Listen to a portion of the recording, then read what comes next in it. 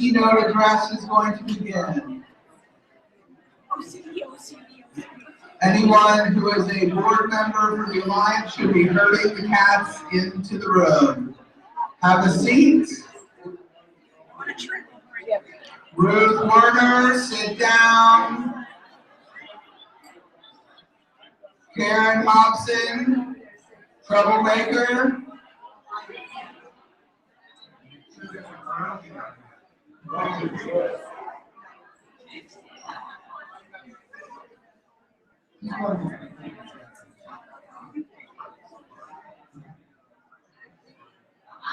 Please come in, Carrie Palava, sit down, Carrie Palava.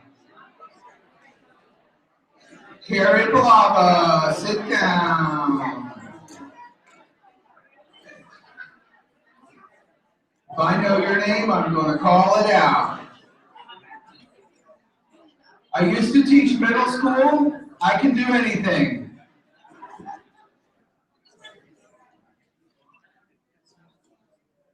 It is my distinct honor and pleasure to introduce you to James Oschman.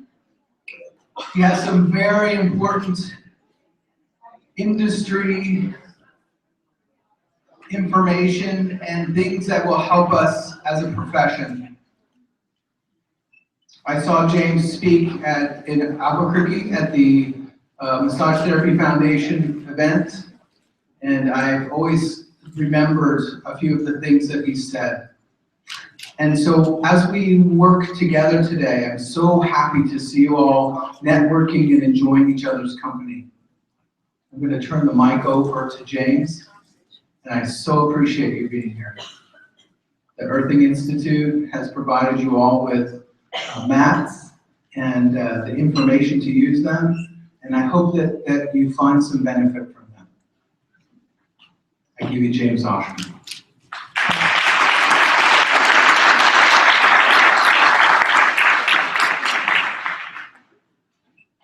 Thank you. It's a distinct honor and pleasure for me to be here amongst you wonderful people. I'm very excited about this event. For me, it's a culmination of some 35 years of my own personal life energy in the science behind massage and bodywork. It all began in 1979 when I gave a talk in Ida Rolf's last advanced class in Philadelphia.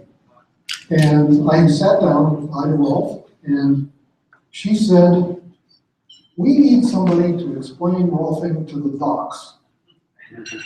And I was kind of between careers. And so I said, I'll do that. And I did. I really kept my word. And of course, I immediately discovered that she incorporated everything into Rolfing. So I had to study everything. So I learned about all the different fields of alternative and complementary medicine. I learned about energy. I learned a lot about energy. And I put it together. And then when I did that, I taught at the Rolf Institute for a while, a course called Biophysics for Rolfers, and discovered that was interesting to all of the different therapeutic schools. So I've now written a book that's sold a lot.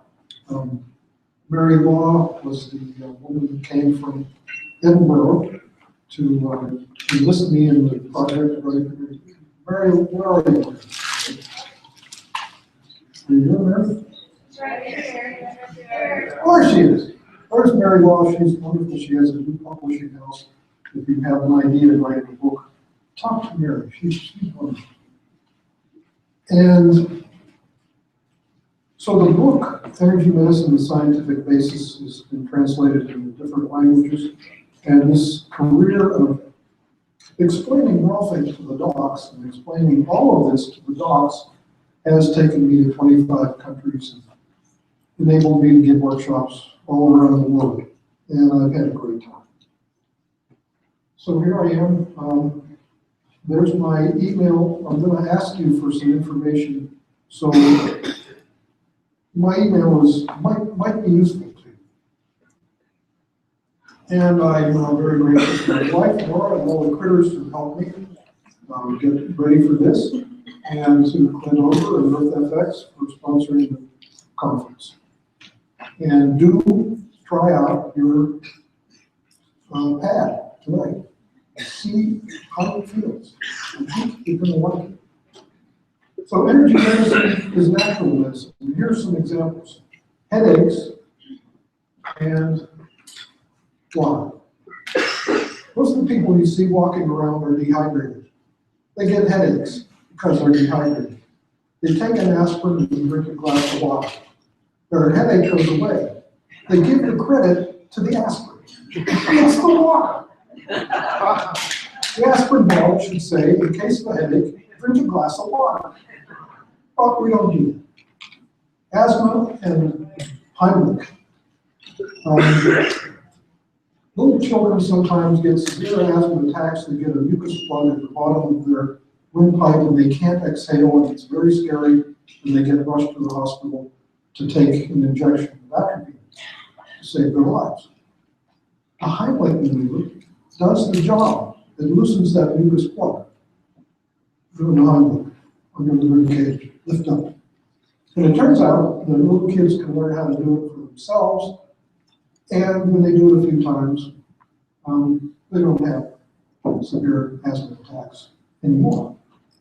So that's natural medicine. Jet lag and barefoot. If you don't like jet lag, now I happen to like jet lag, so I don't do this. It's easy if you don't like jet lag, and some people are very bothered by jet lag. You just go outside and take your shoes and socks off and stand barefoot in the grass for 15 minutes, straightens you right out. It connects your bodily rhythms with the rhythms of the place where you now are. So there's a lot at stake going on here. This is very important. I really enjoy seeing what nice people you are and how well you get along. This bodes very well for the future of this endeavor. Nothing like this has ever happened before, as far as I can determine. There'll be many people that benefit from your discussions and the clarifications that take place. So I want to bring those folks into our hearts deeply, and we have a mission. And it's to foster dialogue, inquiry, creative problem solving between the organizations and individuals involved, and bring coherence. And I'm going to tell you what coherence means to me. And we need to take care of each other. And you seem to be people who do that very nicely. So I wanted to do a little tune-up exercise with you. And I have to warn you, you might get very happy. If you don't want to do that, you better stay sitting down. But if you want to get happy, I'd ask you to stand up, please. And the first 3 times I did this, somebody passed out. Which is, interrupting the process. And then I found out why they passed out, and we won't do that. So we're going to start by, we need to reach up, and we need to pick some grapes off the top of the grapevine. Get up on your tiptoes. Get those grapes. Hey, up and down. Good job. You can leave it if you want. These are virtual grapes. And now I would like you, I want us all to link our rhythms together. We'll start with our breath, big breath in through the nose, out through the mouth. Fill your belly with air. And this is what I learned from a Tai Chi teacher. You won't pass out if you breathe into your belly. So it's big breath in. Cheeks pucker on the way out. Now I'd like you all to smile. I want to see see molars. Teeth, I want to see all the teeth.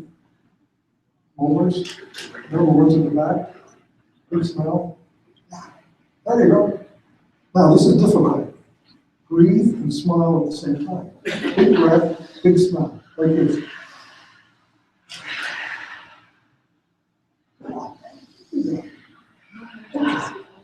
Now I'm going to teach you a special kind of breath called the bell breath.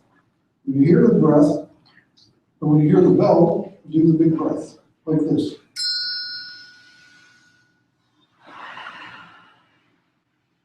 Oh, you guys pick this right up. Great.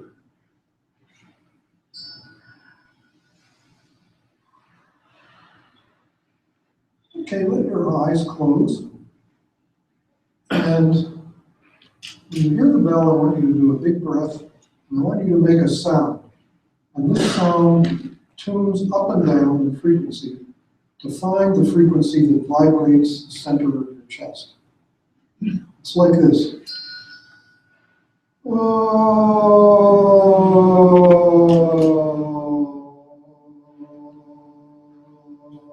that's a good sound for me. Okay, give it a shot.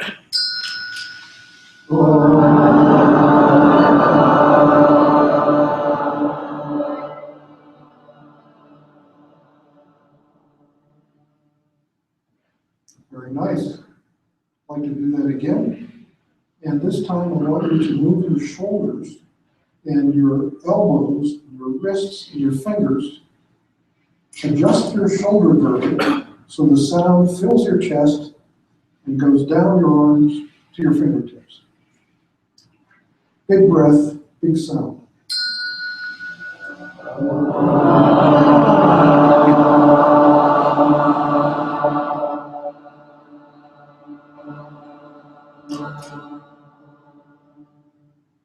Okay, now we'll do the advanced course, and this time I want you to adjust every joint in your body. Let your head roll on your neck, your elbows, wrists, arms. Unlock your knees. Feel your feet on the floor. Relax your pelvis. Let your pelvis go. So the sound will go through every joint in your body and into every part of your body. Big breath, big sound.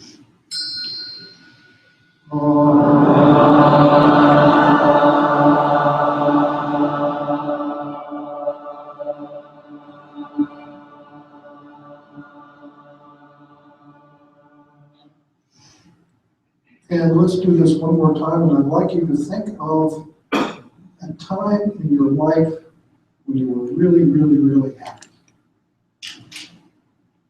Happy, big breath, big sound.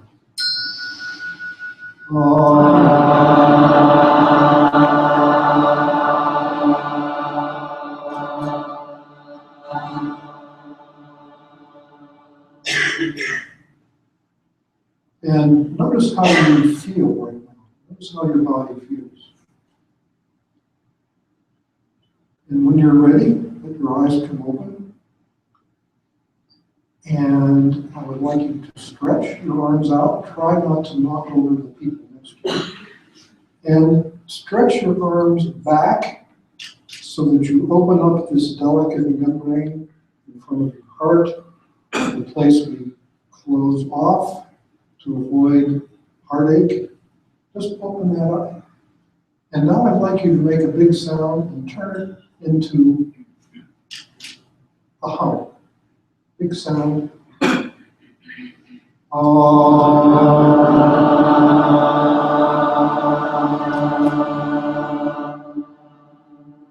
And put your hands out in front of you and hum into your fingers.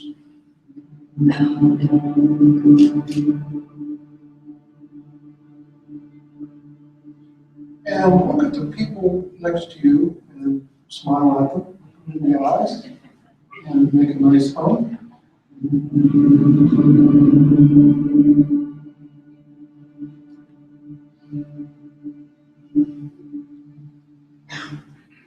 Okay, good, thank you. Do a shake. You can relax.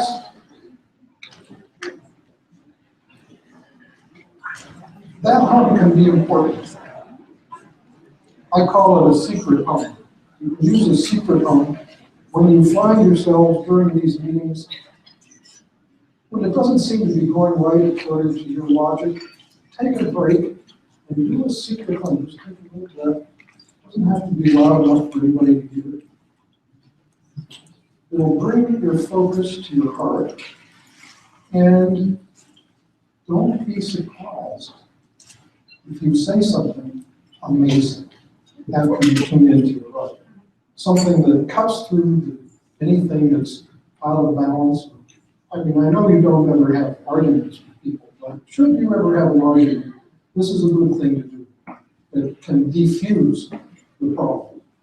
And I recommend it to therapists. When you're working on somebody and you don't know what to do next, you're puzzled, just do a secret puzzle. And you'll get the answer. See what happens. Try it. So I've been interested in people who hum. You go and get a coffee at a coffee shop, and the person making your coffee is humming away. And they're kind of happy. They look like they're happy. There's a window that opens from heart to heart. One of the windows is through the chakras.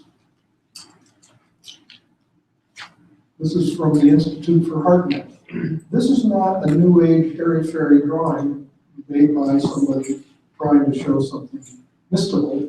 These are measured, and these kinds of interactions are measurable, and their effects have been measured by the Institute for Heart Math and others.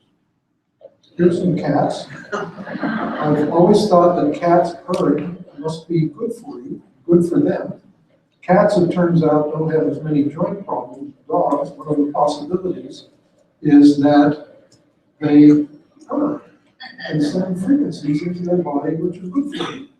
In fact, if you have a broken bone, you can buy a sound table and it will be hooked up to recordings of cats purring, and it stimulates bone repair. In fact, a friend of mine was in a car accident. She broke her wrist and her jaw. She had 2 cats. She lay in bed for a week. One cat purring on her wrist, the other one up against the jaw. Cats know where to go when they know what to do.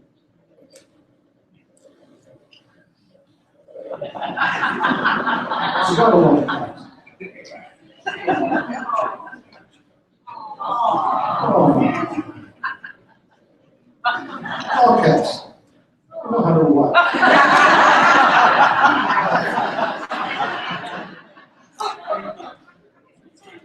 Yeah.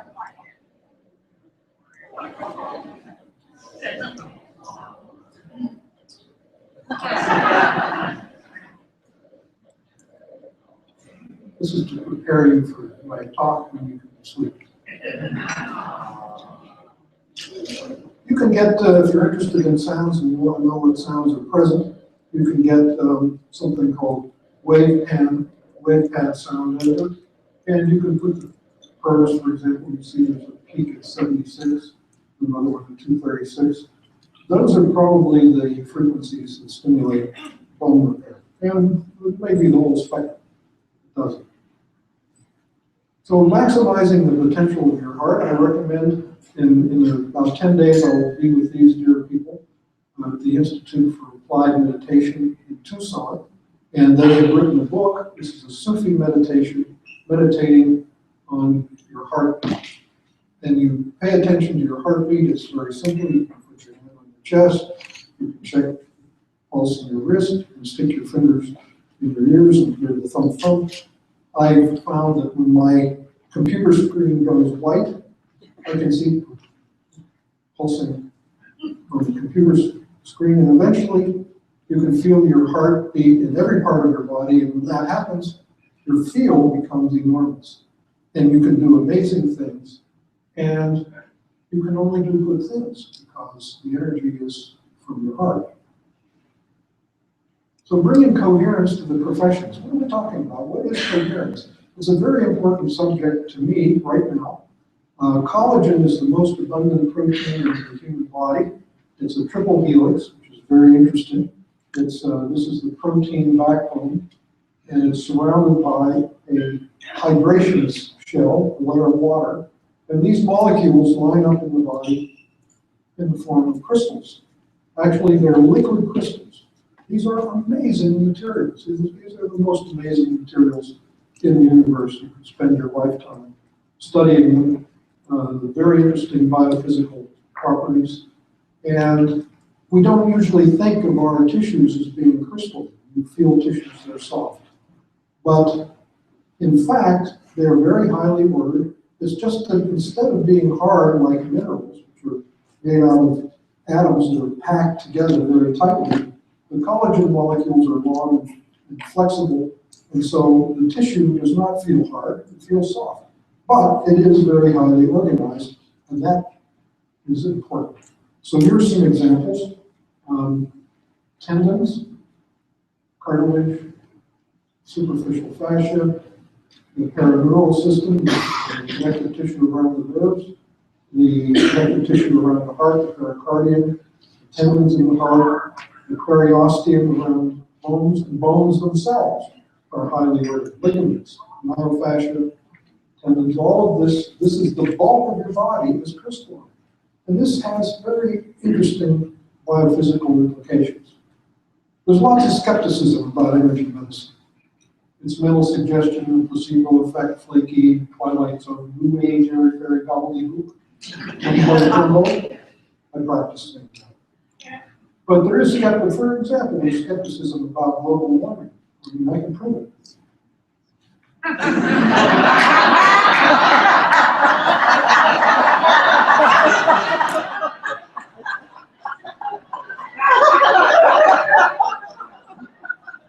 And we've actually advanced from 2010. I studied structural integration.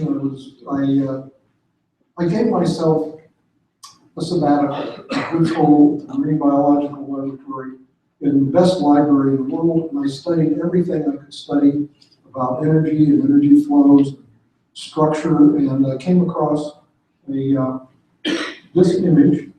The body, she said, is a plastic medium that can be balanced in the gravity field. And one of the ways that this is done is often, and there are lots of models for alternative medicine, this is just one of them.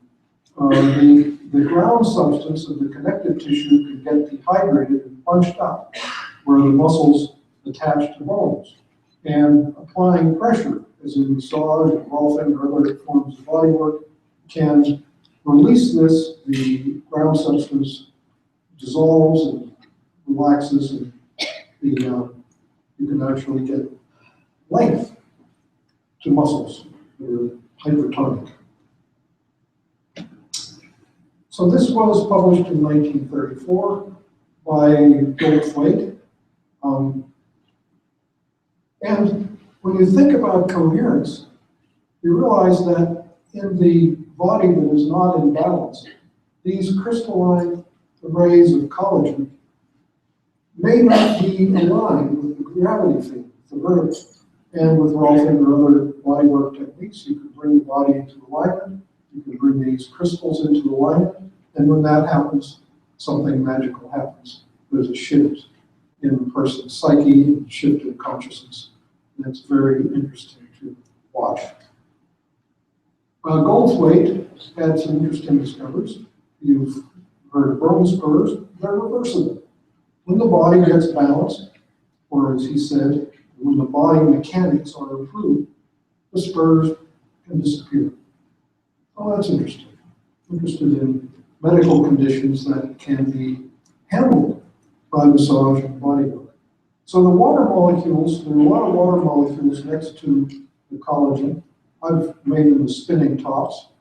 The water molecules are aligned, they can spin coherently, and this arrangement makes the body extremely sensitive to the fields around it. The heart's field, the brain's field, fields in the environment, and so on.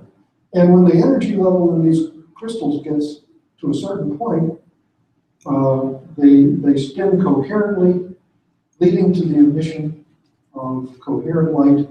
I call this radiance. There's a lot of radiance today. It was nice that you all introduced each other. That was great.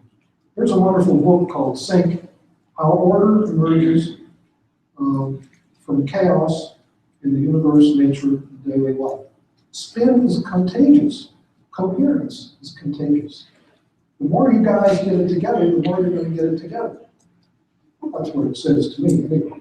What you see around the cover of this book are fireflies. And there are places in Asia, Formosa, Malaysia, and so on, where trees are filled with millions of fireflies, and at night they flash synchronously. That's coherence. So that's what this book is about, how this comes about. Coherence is already present around us and in us. It isn't a big leap to find it. So vortical energy flow through space is helical and it's coherent, and it's inside of us and in all the space around us, and also in the spin of the molecules next to collagen. So collagen is, this makes collagen a bidirectional antenna. We put this little arrow here to show that we are both broadcasting and receiving energetic information from our surroundings, including from other people. And this is a basis for antenna theory. When something has properties that enable it to emit a field, it's also a good receiver or sensor of the same field, resonance. We have to be careful what we think. We have to be careful what we say. The things that we think and say, and that other people think and say, affect us immediately. This is psychological hygiene. You can't afford this book. You don't have to read the book. The title tells you the story. You can't afford the luxury of a negative thought. And also, a book for people with any life-threatening illness, including life. So what's going on here? It's been demonstrated that the DNA recognizes our thoughts and our words and those of people around us. This has been documented.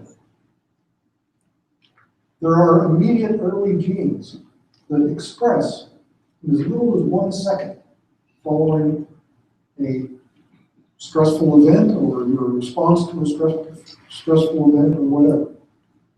We are constantly communicating with each other through our energy fields. And this is documented when, and as with collagen, our hearts are bidirectional antennas. We're most immersed in each other's energy fields. If I could see the fields, I would see a web connecting all of you. It's there, visible or not. Part of what science is for is making things that are invisible visible or measurable, so they're not mysterious. Here's a wonderful book that you can download for free from the Institute for Heart Math, the Energetic Heart, the Global Coherence Initiative. They have started an initiative. We know that the fields of our environment affect us. They are asking, can our fields affect the field of the Earth? And that's a very interesting concept. The idea of bringing coherence to the world's population, which is something we need to do. So these are wonderful sources of information about the heart, the coherent heart, heart math, so on. And so, as I say, the heart's intuitive intelligence, a path to personal, social, and global coherence. These energetic interactions are real. This is not something that's made up. Nice diagrams. This is real stuff. Like collagen in the quantum vacuum, the heart is a helical structure. Here's a model of the helical structure of the heart.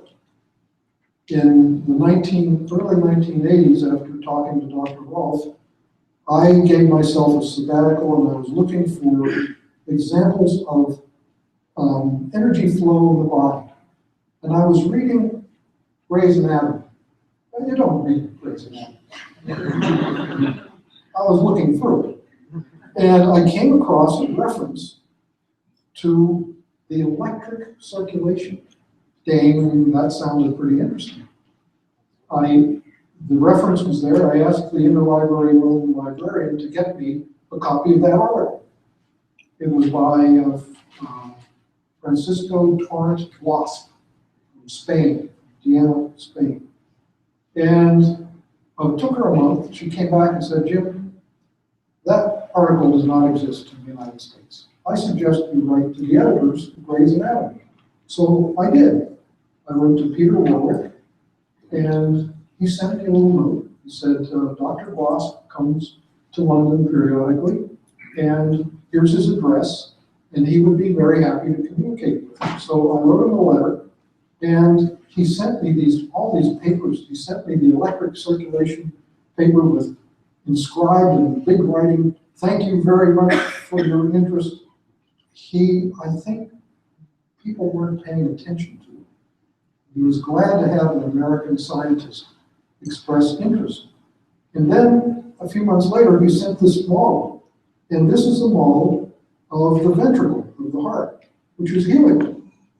And it winds together as a double helix. It's called the myoventricular band. And so there's the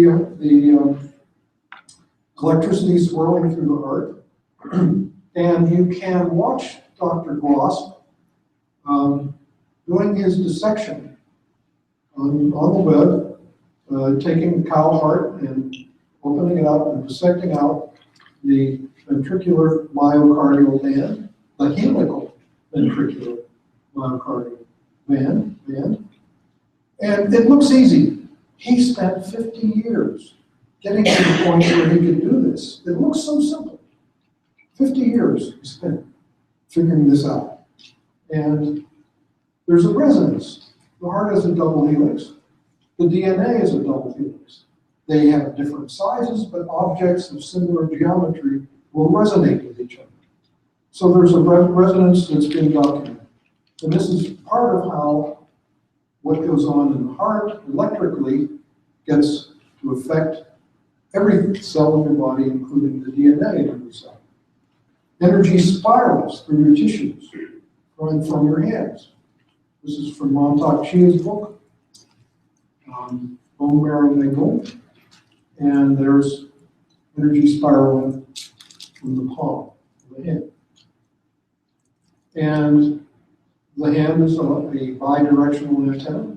It can emit frequencies, for example, light, sound, heat, and biomagnetic fields can all be emitted from the palm chakra and from the fingertips.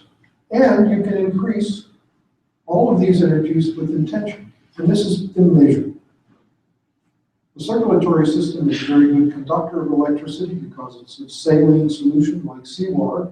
So every pulse of electricity up and down through the circulatory system produces a magnetic field in space around the heart. And it has to.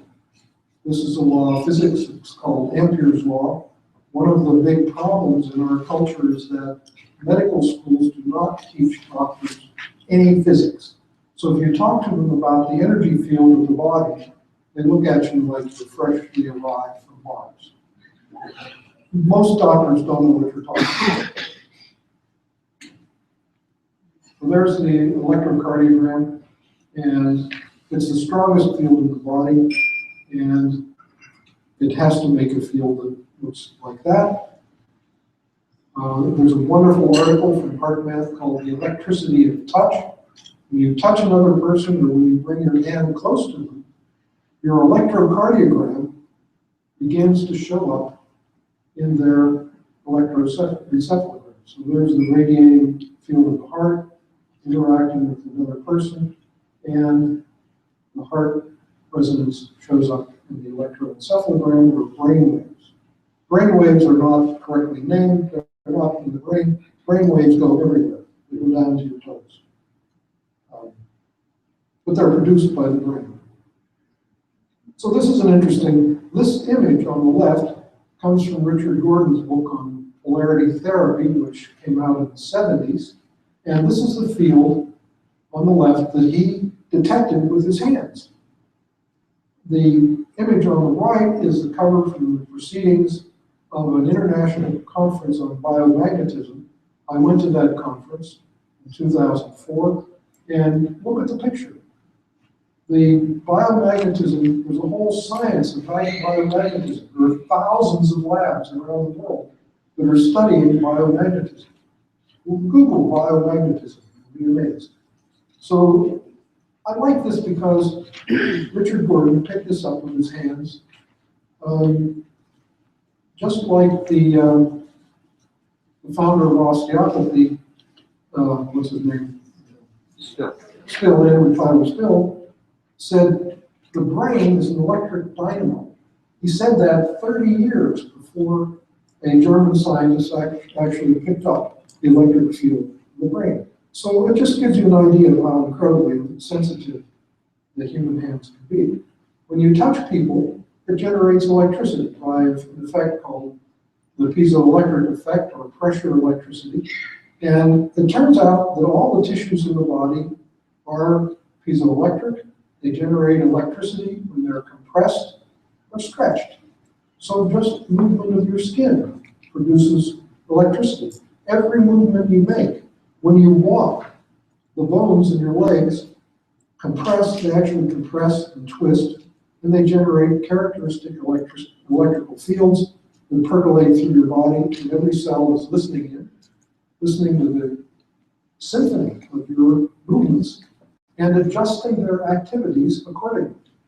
This is how you come to have a different shape to your body. If you're a couch potato, you have one shape to your body. If you start lifting weights, you start building bigger muscles and bigger bones and bigger tendons and more circulation and so on. The body does this amazing coordinated growth process, assuming that you're going to keep on doing whatever you're doing. So this is how we modify our structure in relation to our activities. And the piezoelectric effect is thought to be the intermediate between movement and body structure. Biophoton emission from the fingernails. It turns out the fingernails are crystals. You have a set of crystals at the ends of every finger, and they emit light. And it's been documented with very sensitive cameras, photon counters. And there's the crystalline keratin in your fingernails. I think that's pretty interesting. That your crystalline body connects to these crystals at the ends of your fingers. And research in Fritz Popp's lab in Germany by Michael Drexel and Renzo Ciliani showed that if you intend to emit more light comes out, and if you extend your fingers, even more light comes out. And you can find this out for yourself if you go out in the sunshine and hold your hands up to the sunlight.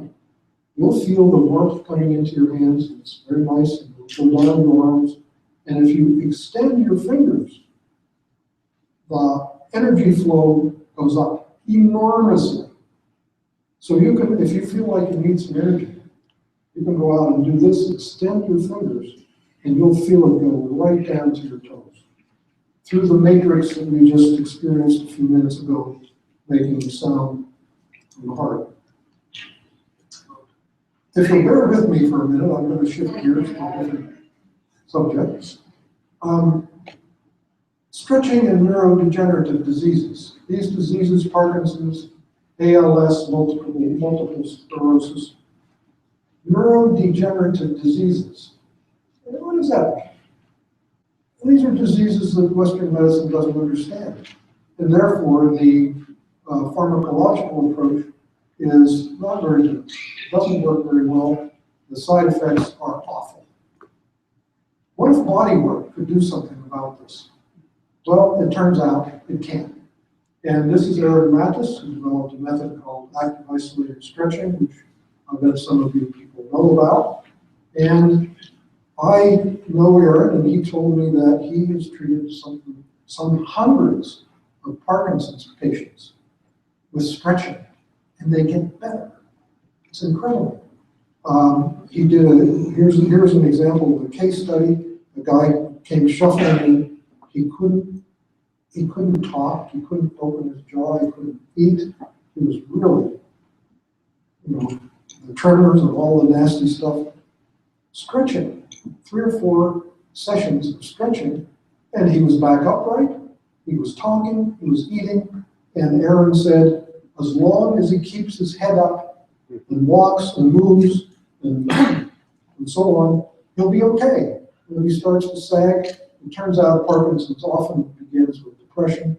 So you get depressed and the head goes down and breathing is affected, pretty soon nothing is moving. Well, I thought that was really interesting. And what I do in a situation like this, and I've done it many times, I take that question, how could stretching affect neurochemistry? How could that happen? How could that work? So why do elite athletes go to see Aaron in crutches, and they walk out and they get a world championship or a gold medal or set a world record? Why does that happen?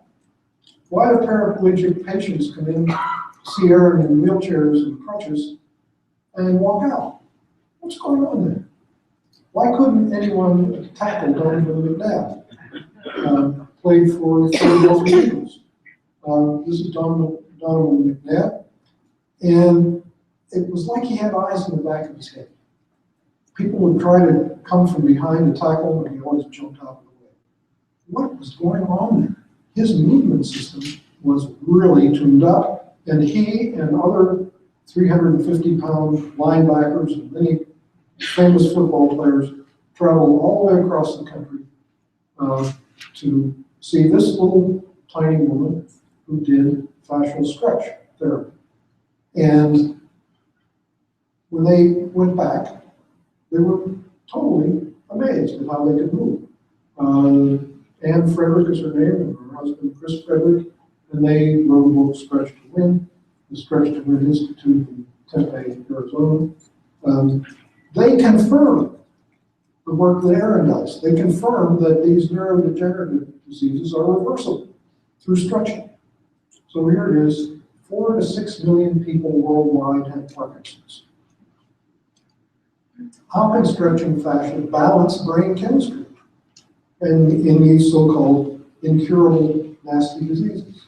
Well, I carried this question with me, and then I found this paper. It came out in 2010. It comes from this fellow in Ankara, Turkey. It's called multifunctional Merkel cells. The roles in electromagnetic reception, fingerprint formation, Reiki, epigenetic inheritance, and hair fall. Wow, what a title. Well, here's the deal. These are Merkel cells, and they're skin cells. They're stretch receptors in the skin. There's one there. And here's the outline, the outline of the cell.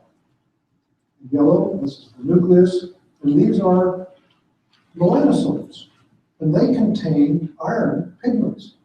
So there's iron in these cells, and iron is sensitive to magnetic fields. So sensing the biomagnetic field, as Gordon did when he mapped the biofield of the body, could be something like this. It's a hypothesis.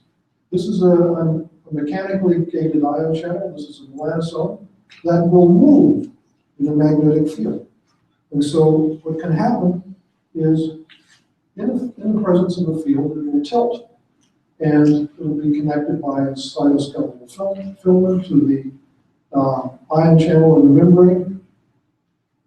So as it moves, it can generate action potentials that go to the brain. So this could be a way that we can sense magnetic fields.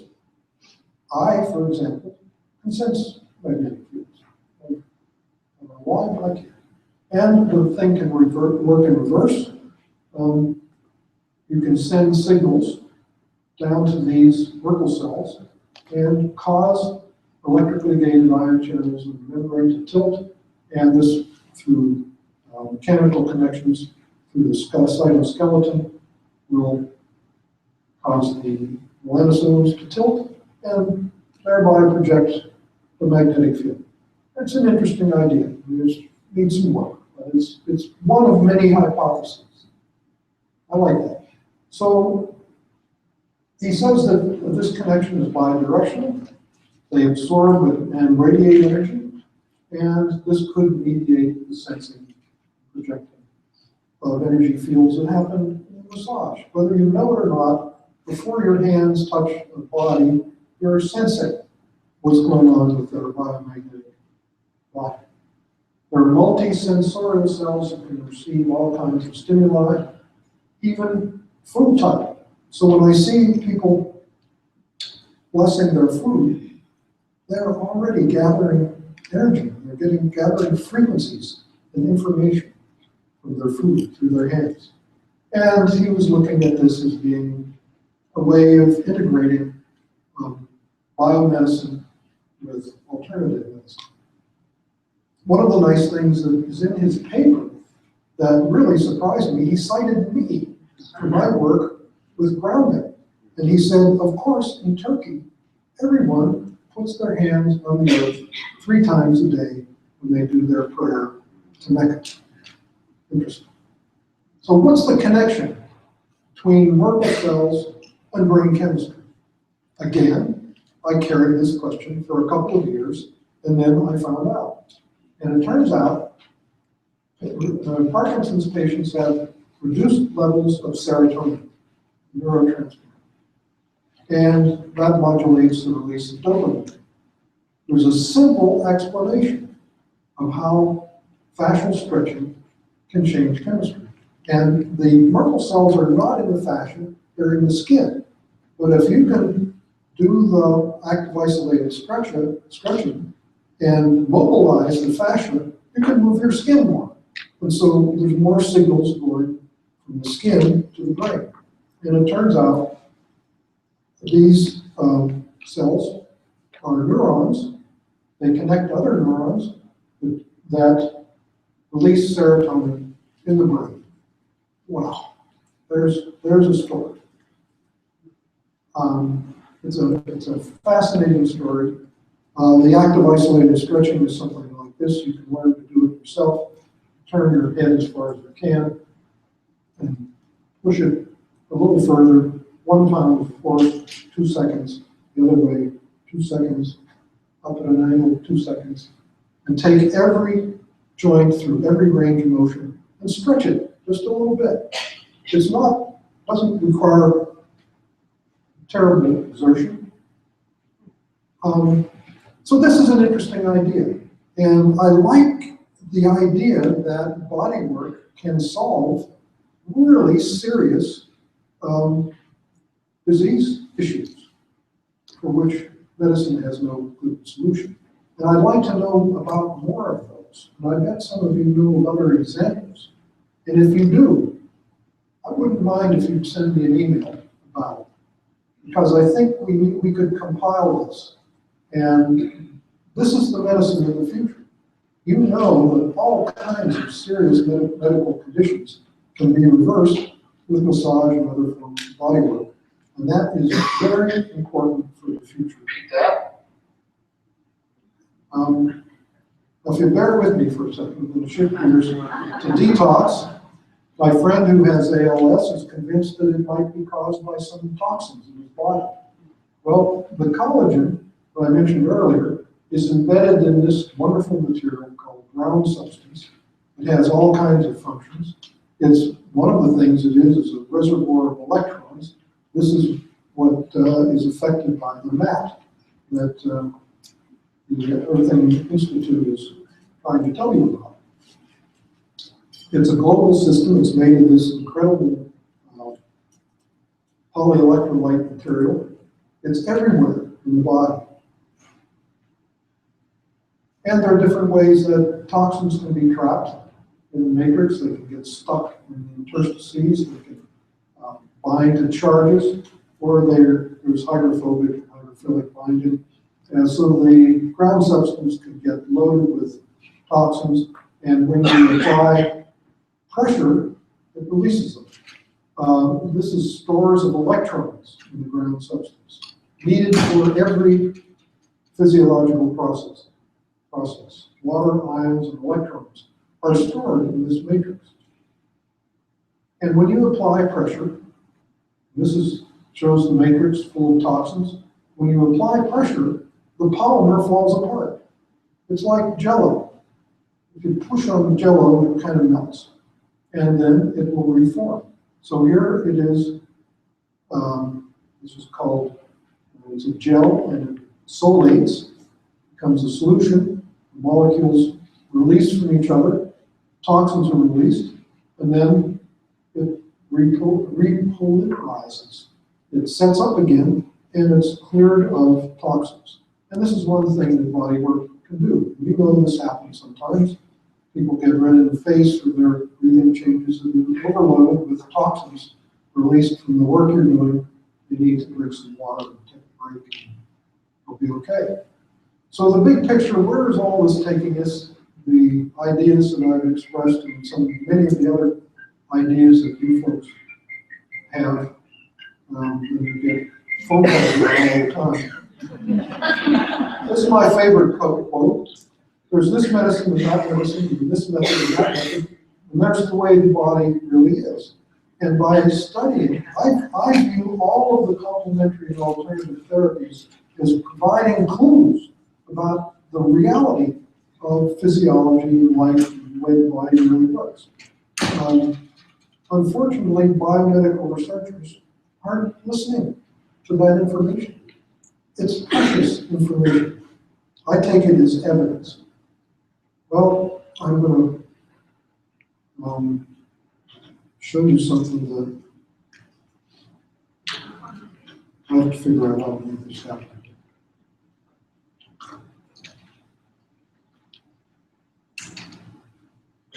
I don't have any idea.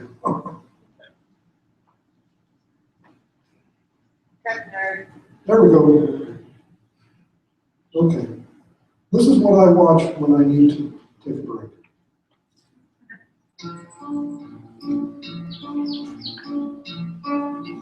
Robin Hood and Little John walking through the forest, laughing back and forth at what the other has to say. Reminiscing this night, having such a good time. Little lolly, golly, what a day. Ever thinking there was danger in the water they were drinking, they discussed it down. Never dreaming that a scheming sheriff and his posse was a watching them together in around. Robin Hood and Little John running through the forest, jumping benches, dodging trees, trying to get away.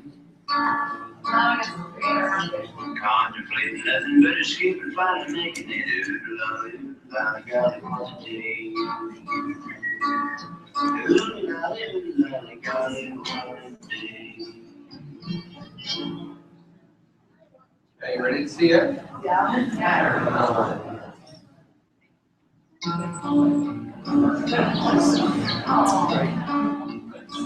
Hood and Little John walking through the forest, laughing back and forth at what the other has to say. You see, it's got something to write. Reminiscing this and that and having such a good time.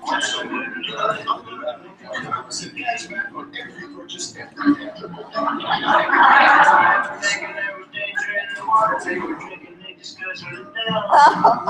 Never dreaming that a scheming sheriff and his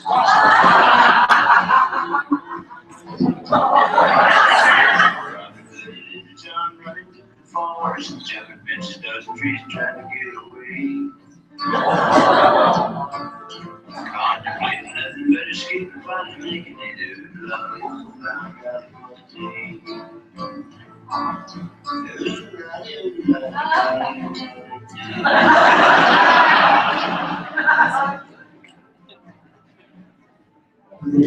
what a day.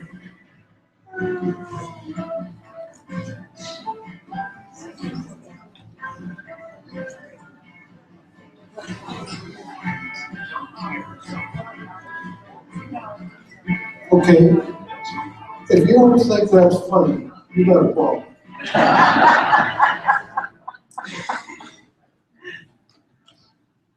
Okay, that's what I wanted to talk to you about. I've enjoyed my time with you. I thank you for listening. I can watch that for a while.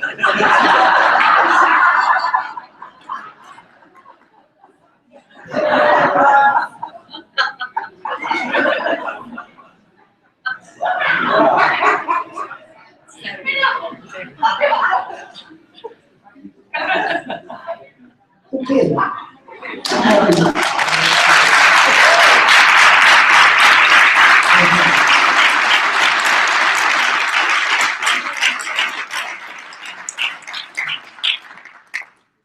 All right. So, with that, we'd like to go to lunch. We will come back. David Lauderstein will be talking with us. And please enjoy yourselves. See the exhibitors, talk with our sponsors. A variety of people have products and gifts for you. Raffle tickets. And then also you have raffle tickets that you can purchase. Gloria Lawrence is in the back of the room waving raffle tickets. We are raising money for the Massage Therapy Foundation. Parking, be sure that if you're parking in the parking lots, that you know there is a charge for that.